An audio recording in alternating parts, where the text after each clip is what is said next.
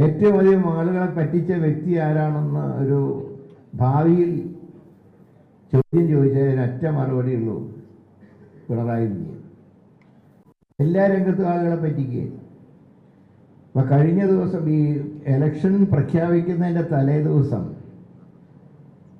Thiruvananthapuram general ആശുപത്രിയിലെ പുതിയൊരു കെട്ടിടത്തിൻ്റെ തറക്കല്ലിട്ടു. അത് മൂന്നാമത്തെ തവണ തറക്കല്ലിടുന്നത്. ഇപ്പോഴാണ് അറിയുന്നത് അതിൻ്റെ പ്ലാൻ പാസ്സായിട്ടില്ല. ദിവസേന വരച്ചുകൊണ്ടിരിക്കുക. ഓരോ കഴിയുമ്പോൾ ഓരോ തറക്കല്ലിടും. ഇപ്പോൾ തറക്കല്ല് കാരണം നടക്കാൻ വയ്യാത്ത അവസ്ഥയാണ്. എന്നാൽ ഒന്നും എവിടെ എത്തിയില്ല. ഇങ്ങനെ ഒരു അവസ്ഥ കേരളത്തിൻ്റെ ചരിത്രത്തിൽ ആദ്യത്തെ സംഭവം. മുമ്പ് ഇടതുപക്ഷം ഭരിച്ചിട്ടൊക്കെ ഉണ്ട്. എങ്കിലും ഇത്രയേറെ ജനങ്ങളെ ദ്രോഹിച്ചൊരു സംവിധാനം കേരളത്തിൻ്റെ ചരിത്രത്തിൽ ഉണ്ടായിട്ടില്ല. ജീവനക്കാരുടെ എല്ലാ അവകാശങ്ങളും കവർന്നെടുത്തു. ജീവനക്കാർക്ക് നൽകേണ്ട ആനുകൂല്യങ്ങൾ നൽകിയില്ല. അവർ വിശ്വാസത്തിലെടുത്തില്ല. അവസാനം ഇതുപോലത്തെ തുകൽ പരിഷ്കാരങ്ങൾ കൊണ്ടുവന്ന് ജീവനക്കാരെ ദുരിതത്തിലടുത്ത് ഉള്ള കാശിനെ പിടിച്ചു കുറച്ചു.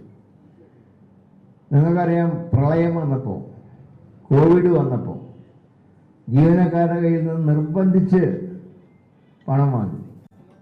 അതൊക്കെ 2021 ഇലക്ഷൻ കാലത്ത് കിറ്റുകളുടെ രൂപത്തിൽ ജനങ്ങളിലെത്തിച്ച് അവരെ മയക്കി ഒരു തുടർ ഭരണം കൂടെ ഉണ്ടാക്കി.